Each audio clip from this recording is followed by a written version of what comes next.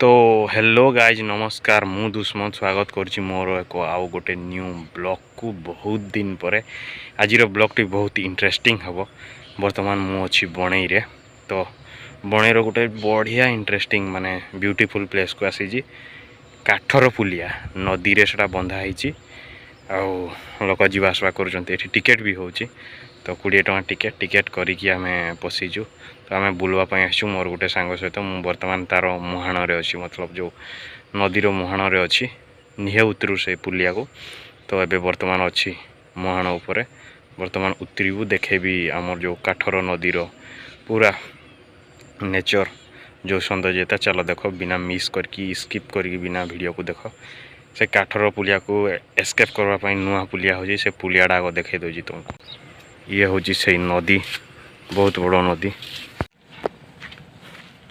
तो ये हूँ से काठर पुलिया बर्तमान आम एंट्री हो से सांग जाऊँच आगरे।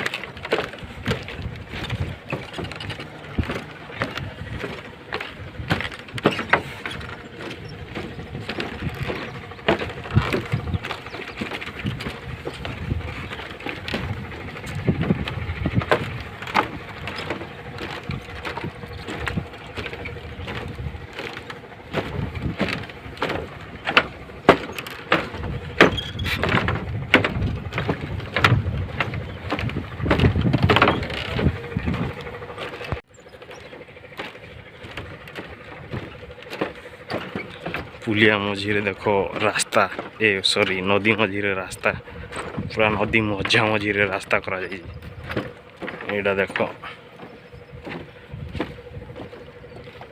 से आग को आहरी गोटे बना जाइए गले टिकेट लगे।